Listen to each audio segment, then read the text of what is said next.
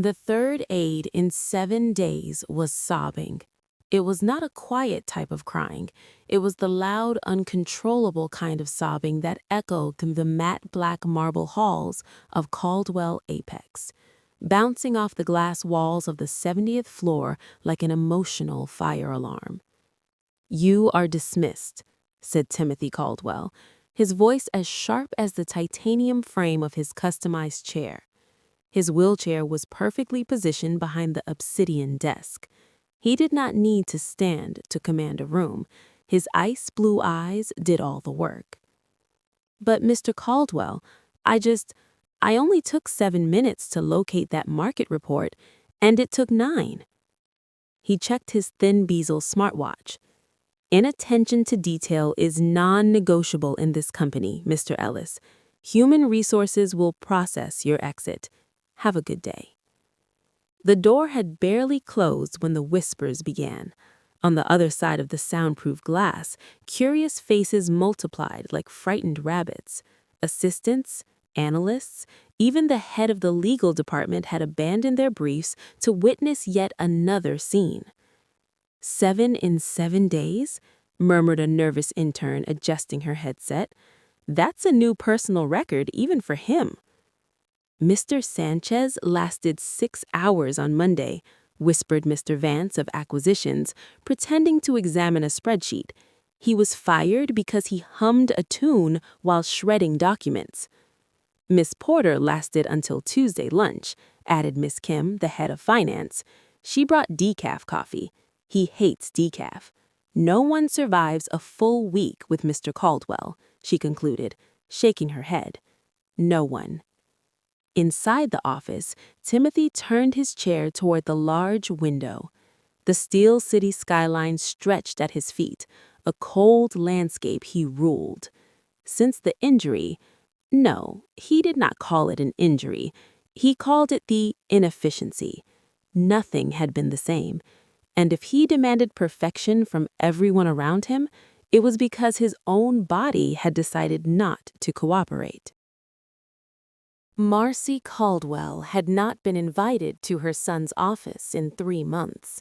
She came anyway, wearing a cream cashmere coat and the kind of smile that could disarm security guards, which it did.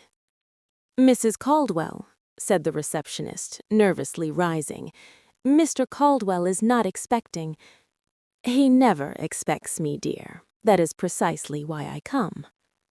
Marcy swept past the desk with the grace of someone who had funded the building's construction. She found Timothy exactly where she knew he would be, behind his desk, reviewing termination reports with the emotional investment of someone reading a grocery list. "Timothy." He did not look up. "Darling." She sat in the chair across from him without waiting for permission. 7 assistants in 7 days. You are breaking your own record. Efficiency requires standards. Cruelty requires a therapist. Marcy crossed her legs. Which is why I have hired you a new assistant. Timothy's head snapped up. "You have done what?" "Her name is Skylar Quinn. Everyone calls her Sky. She starts Monday." "Mother, I will fire her by Monday afternoon." "No, you will not." Marcy's voice turned to steel, the same steel that had built Caldwell Apex from the ground up before Timothy was born. "Because if you do, I will personally call an emergency board meeting and have your decision-making capacity medically evaluated. Do not test me, Timothy. I changed your diapers. I can change your corporate structure." Timothy stared at his mother. She stared back. Neither blinked. "You have done what?" he finally asked. "At the Mercy Rehabilitation Center. She was volunteering on her day off, working with a stroke patient who had refused to cooperate with anyone for 6 weeks. Within 20 minutes, she had him laughing. Within an hour, he was attempting his physical therapy exercises. She is studying to become a physical therapist, but she needs tuition money. Marcy stood, smoothing her coat. She is kind, she is resilient, and she will not quit just because you are unbearable. Mother. Monday, 9 a.m. Be nice. Marcy walked to the door, then paused. And, Timothy, wear the blue tie. It makes you look less like a supervillain. The door closed. Timothy sat in the silence, his jaw tight. Then he pressed the intercom. Miss Shaw, my office, now. Cassidy Shaw arrived in 90 seconds wearing a charcoal suit that could cut glass and heels that clicked like a countdown timer. She was 32, ruthlessly competent, and had been positioning herself as Timothy's right hand ever since the accident. Some said she was positioning herself for more than that. You called, Timothy? My mother has hired an assistant for me, a physical therapy student named Skylar Quinn. Cassidy's perfectly shaped eyebrow rose a fraction of an inch. A student? She starts Monday. Do you want me to handle the termination paperwork in advance, save time? No. Timothy's fingers drummed once on his desk. I want you to observe her. If she is as incompetent as I suspect, I will need documentation, detailed documentation. My mother has made threats. Understood. Cassidy's smile was sharp. I will personally ensure Miss Quinn receives the appropriate level of scrutiny. Sky Quinn had never seen a desk made of obsidian before.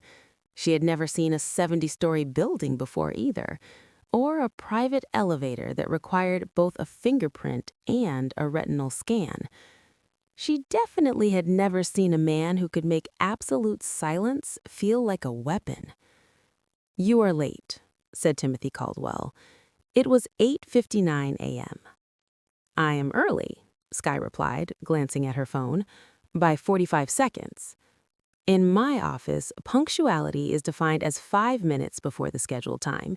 You were therefore 5 minutes and 15 seconds late. Strike one. Sky opened her mouth, closed it, then opened it again. Noted.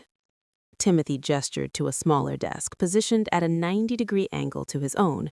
It was empty except for a single tablet and a stack of folders so precisely aligned they could have been measured with a laser. Your responsibilities, he said, sliding a 14-page document across the obsidian surface, are outlined here. Memorize them. You will be tested randomly. Any question asked by me must be answered in under 10 seconds. Any task assigned by me must be completed within the specified time frame, which I will announce once. I do not repeat myself. I do not accept excuses, and I do not tolerate sentimentality, incompetence, or unauthorized physical contact of any kind. Are we clear? Sky picked up the document. She scanned the first page, then the second. Her eyebrows climbed higher with each line. This says I need to maintain a real-time index of every file in your digital archive, cross-referenced by date, keyword, and emotional relevance? Correct. Emotional relevance?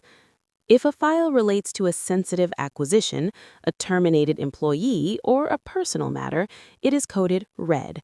Failure to recognize emotional relevance is a termination-level offense. Sky looked up. You understand that I am a human being, not a search algorithm. Strike two. Behind them, the glass door opened. Cassidy Shaw entered carrying a coffee that smelled expensive and looked perfect.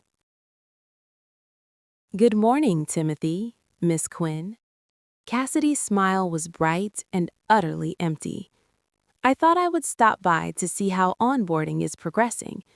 Miss Quinn, if you need any guidance on Mr. Caldwell's preferences, I am happy to provide a comprehensive briefing. I have worked closely with him for 3 years. Thank you, said Sky slowly, but I think I can manage. Of course, although I should mention that the last 7 assistants also thought they could manage. Cassidy's smile sharpened. They were all gone within a week. I do hope you prove more resilient. If you can't stand people who use kindness as a weapon and treat decency like a competition, hit that subscribe button and let me know in the comments. Type "Nobody deserves that," because what happened next only got worse. Sky turned back to Timothy. "Mr. Caldwell, I have a question. You have 6 seconds remaining. Why did you accept me as your assistant if you have already decided I will fail?" Timothy's ice blue eyes locked onto hers. For a moment, something flickered there, maybe surprise or annoyance. Then it was gone. "Because my mother is a meddling woman with too much influence and not enough respect for corporate boundaries. And because I intend to prove to her, once and for all, that compassion is a liability in business. You, Miss Quinn, are an experiment. Now sit down and start memorizing." Sky sat, but she did not look away. Timothy was reviewing a contract, his fingers moving across the tablet with mechanical precision. Sky noticed the way his jaw tightened, the way his left hand gripped the armrest of his wheelchair just a fraction too hard, the way his breathing had gone shallow. She knew that posture. She had seen it 100 times at the rehabilitation center. Muscle tension, overcompensation, the body trying to protect itself from pain it could not escape. Timothy reached for a file on the far corner of his desk. His chair was positioned slightly too far back. His fingers stretched, missing the edge by half an inch. He adjusted his chair, reached again, missed again. Sky did not think. She simply moved. She stepped forward, steadied the back of his wheelchair with one hand, and slid the file into his reach with the other. The temperature in the room dropped 20 degrees. "What?" said Timothy, his voice laced with fury. "Did you just do?" Sky froze. "I helped you reach the file. You touched my chair. I steadied it so you could—" "You touched my chair." Each word was a bullet. "That is unauthorized physical contact. Strike 3. You are terminated." Sky did not move. "No." Timothy's head snapped toward her. "Excuse me?" "I said no." Sky's heart was pounding, but her voice stayed level. "You needed help. I provided it. That is not a termination-level offense. That is basic human decency." "Human decency," Timothy repeated slowly, "is not listed in your job description. Maybe it should be." For 5 full seconds, neither of them moved. The city hummed beyond the glass.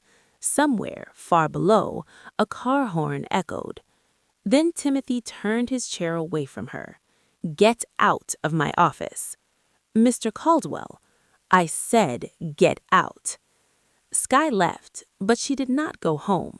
She went to the break room on the 68th floor, made herself a cup of terrible coffee, and sat down to think. 20 minutes later, her phone buzzed. A message from an unknown number. "You are not terminated. Report to my office at 8:55 a.m. tomorrow. Do not be late." Sky stared at the screen. Then, despite everything, she smiled. By the end of week 1, Sky had learned 3 important things about Timothy Caldwell. 1, he drank exactly 4 cups of black coffee per day, timed to optimize his cortisol levels. 2, he responded to logic but recoiled from emotion like it was poison. 3, he was in constant, silent pain. She saw it in the way he shifted his weight every 47 minutes, in the way his shoulders climbed toward his ears when he focused too hard, in the micro expressions that crossed his face when he thought no one was watching. So Sky did what any decent physical therapy student would do. She started lying. Mr. Caldwell, I read a study from Stanford about cognitive optimization techniques for executives. It recommends a 2-minute focus reset every 90 minutes to improve neural plasticity and decision-making efficiency. Would you like me to set reminders? Timothy looked up from his screen. Source? Sky had memorized a real study that morning. She rattled off the journal name, publication date, and lead researcher. Fine. Implement it. The first focus reset involved a subtle shoulder roll that Sky demonstrated as a way to increase oxygen flow to the prefrontal cortex. The second involved a breathing pattern designed to reduce muscle tension. The third was a modified stretch that Timothy performed without realizing it was physical therapy. By day 9, he was doing them automatically. Cassidy Shaw noticed on day 10. Miss Quinn. Cassidy appeared at Sky's desk like a shark scenting blood. I have been reviewing Mr. Caldwell's calendar. You have been scheduling unusual breaks throughout his day. Care to explain? Cognitive optimization exercises based on peer-reviewed research. I see. Cassidy's eyes narrowed. And does this research explain why you were physically guiding Mr. Caldwell through a shoulder movement yesterday afternoon? Sky's pulse spiked. He asked for clarification on the technique. Did he? It was not a question. Cassidy leaned closer, her voice dropping to a whisper. Let me be very clear, Miss Quinn. Timothy Caldwell does not need a physical therapist. He needs an assistant who understands boundaries. If I see you crossing those boundaries again, I will personally ensure your termination is permanent. Do we understand each other? Perfectly. Cassidy smiled. Good, because I would hate to see you lose this opportunity over something as foolish as misplaced compassion. If you believe real strength comes from helping people heal, not keeping them broken, hit that subscribe button. People like Cassidy won't, and you need to hear what Sky did about it. That night, Sky sat in her tiny apartment, eating instant ramen and staring at her tuition bill. The job paid enough to cover her final semester. If she could just last one more month, she would be free. But it was not about the money anymore. Not really. Timothy Caldwell was trapped in a prison of his own making, and Sky was the only one who seemed to notice or care. The storm hit Still City on a Thursday evening, turning the sky black and the streets into rivers. By 6 p.m., the building management had sent an emergency alert. All personnel should shelter in place until morning. Sky looked up from her desk to find Timothy still working, his face illuminated by the cold glow of his monitors. Mr. Caldwell, the alert says, I am aware. He did not look up. You are free to leave if you are concerned. The subway is shut down. The streets are flooded. Then I suppose we are both staying. He finally glanced at her. There is an executive lounge on this floor with a couch. Use it. Sky nodded. She gathered her things, but instead of leaving, she walked to the floor-to-ceiling windows. The storm was spectacular. Lightning split the sky like cracks in glass, illuminating the city in stark white flashes. It is beautiful, she said softly. It is dangerous. Those are not mutually exclusive. Timothy wheeled his chair toward the window, stopping beside her. For a moment, they both watched the storm in silence. Why did you take this job? Sky asked, surprised. You know why. Tuition. That is not what I asked. His voice was quieter now, less sharp. You are a physical therapy student. You volunteer at rehabilitation centers. You could work anywhere. Why here? Why me? Sky considered lying, then decided she was too tired. Because your mother told me you needed help, And because I watched the security footage of you firing Mr. Sanchez. You were not angry, you were not cruel, you were heartbroken, and you were trying very, very hard to make sure no one noticed." Mr. Caldwell's jaw tightened. "You do not know what you are talking about." "Don't I?" Sky turned to him fully. "You fire people before they can care about you.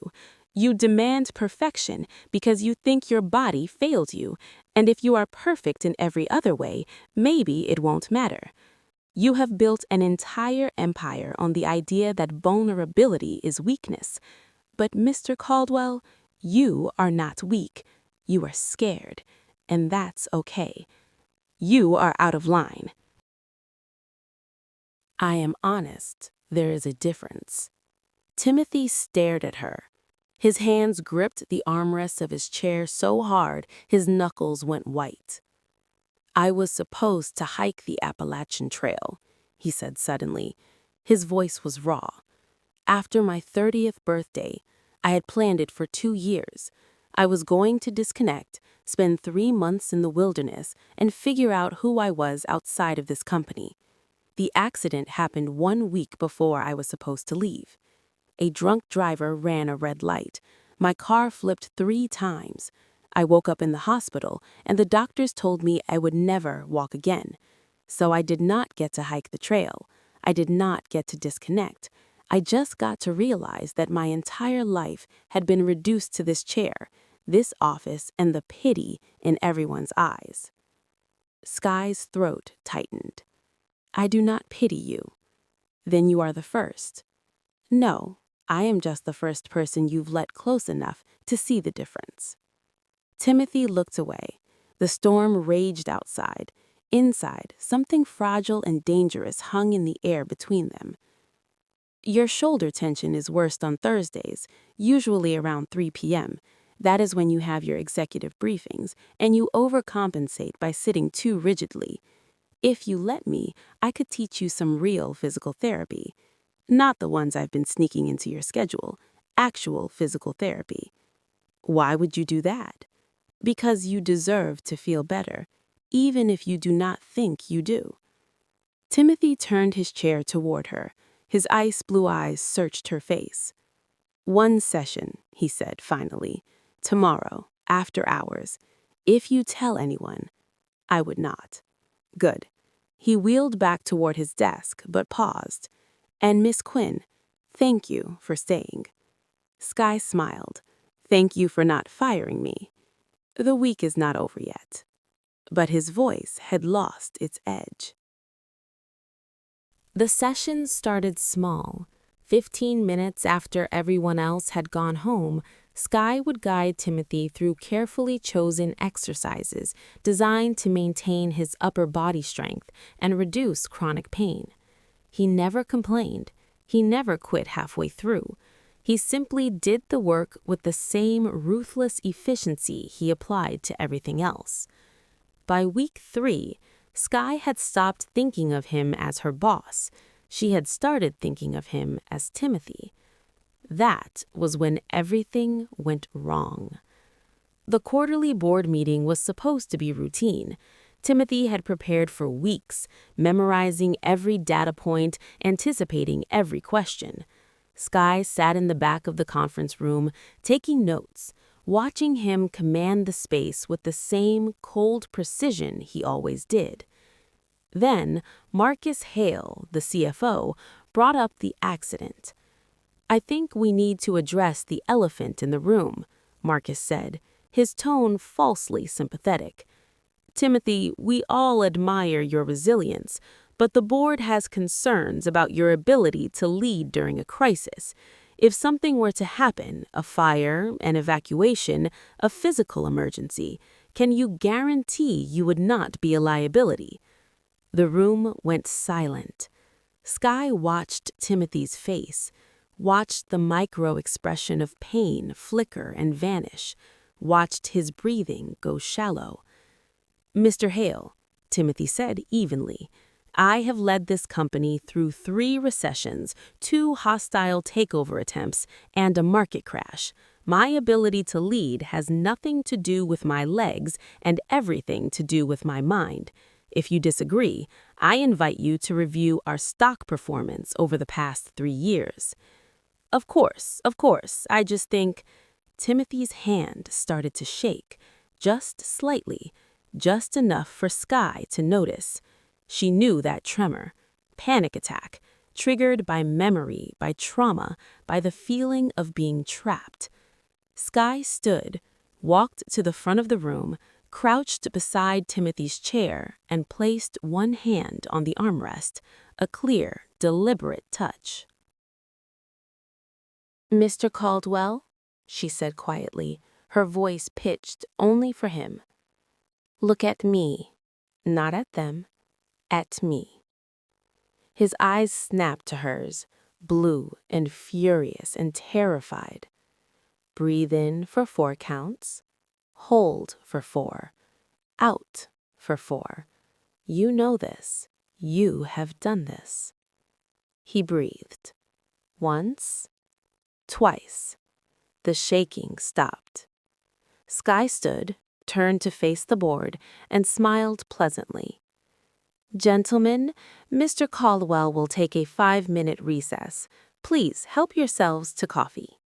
She did not wait for permission. She simply wheeled Timothy out of the room and into the hallway. "What the hell," Timothy said, his voice shaking, "was that?" "That was me keeping you from having a full-blown panic attack in front of 15 board members who are actively looking for reasons to question your leadership. You had no right. I had every right." Sky crouched down again, meeting his eyes. "You are not a machine, Timothy. You are allowed to have limits. You are allowed to need help. And if you fire me for saying that, fine. But I am not going to stand there and watch you suffer just because you are too proud to admit you are human." Timothy stared at her. His chest was still heaving. His hands were still gripping the armrests. "I cannot do this," he whispered. "I cannot be the man they need me to be. Not like this." "You already are," Sky said fiercely. "You are brilliant, you are strong, and you are enough exactly as you are. But Timothy, you do not have to do it alone." Something broke in his expression, something that had been holding him together for 3 years. "Help me," he said finally. "Really help me. Not just the exercises. All of it. I want to try." Sky's throat tightened. "Okay, we will try." Cassidy Shaw had not built her career on patience. She had built it on precision, timing, and the ability to identify threats before they became problems. Skylar Quinn was a problem. For 4 weeks, Cassidy had watched Sky slowly dismantle everything Timothy had built. The walls, the distance, the cold efficiency that made him untouchable. Sky had turned him into something soft, something vulnerable, something weak. Cassidy waited until the perfect moment. Then she struck. The email went out to the entire executive team at 8 a.m. on a Monday. Subject line: "Concerns regarding executive assistant performance and professional boundaries." The body of the email was a masterpiece of corporate sabotage.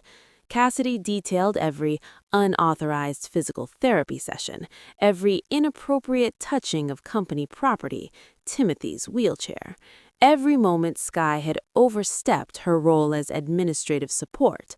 She cited company policy, she quoted the employee handbook, she attached security footage.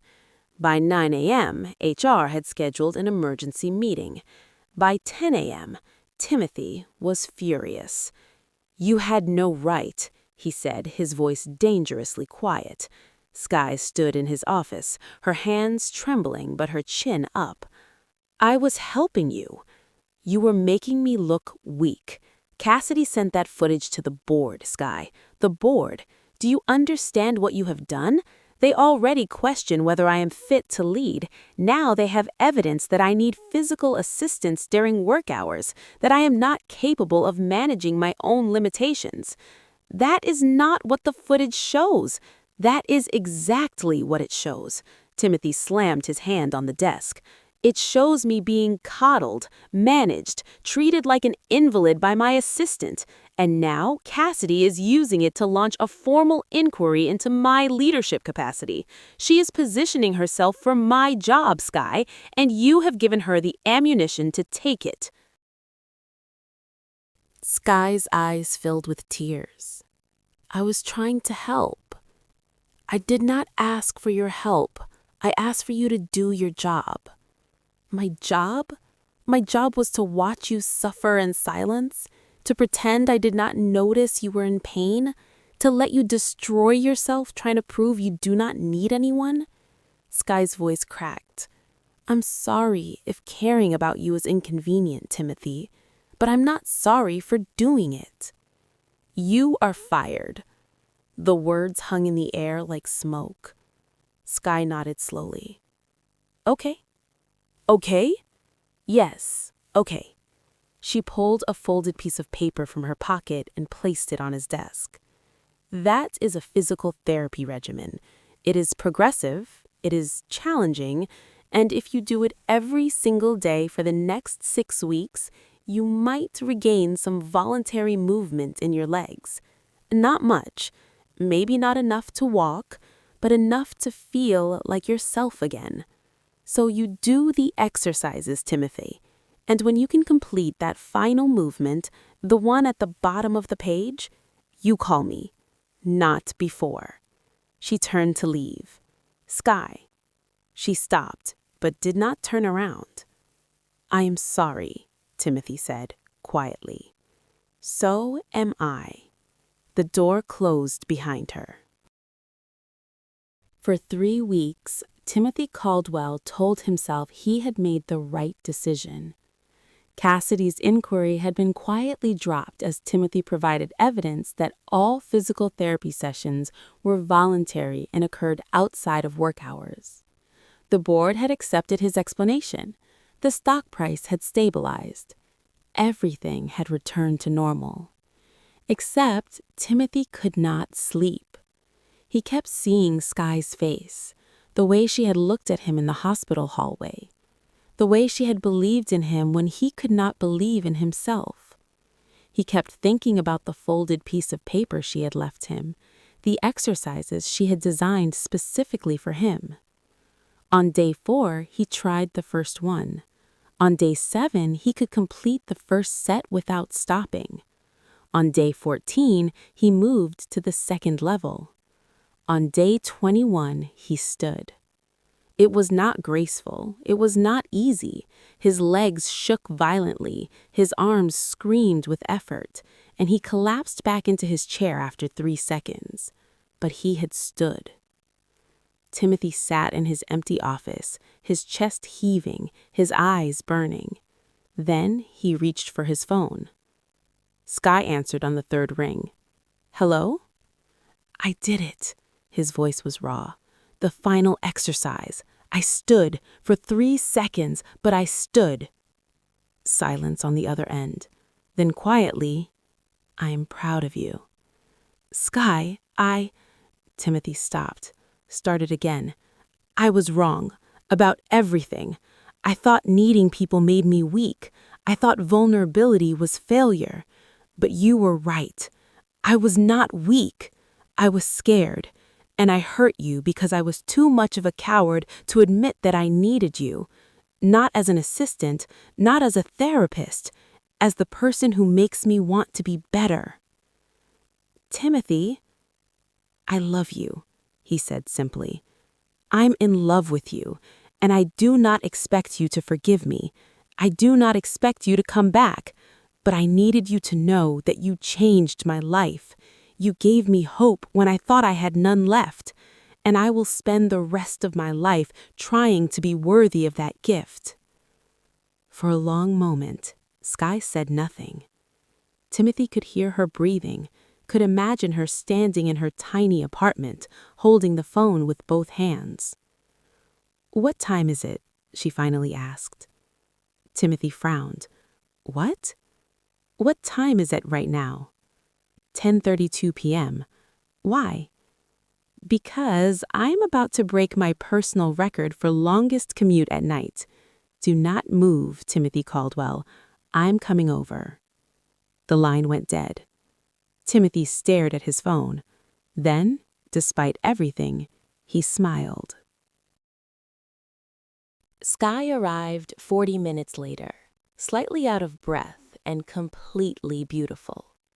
Timothy met her at the door of his penthouse apartment, his wheelchair positioned perfectly, his expression carefully neutral. "Hi," she said. "Hi." They stared at each other. The city glittered behind them, 1,000 lights reflected in the floor-to-ceiling windows. "Show me," Sky said finally. "Show you what?" "You stood for 3 seconds. Show me." Timothy hesitated. Then he locked his wheelchair, gripped the armrests, and slowly, painfully, trembling, pushed himself upright. 1 second. 2 seconds. 3 seconds. 4. Sky's hand flew to her mouth. "Timothy!" He held her gaze. 5 seconds. 6.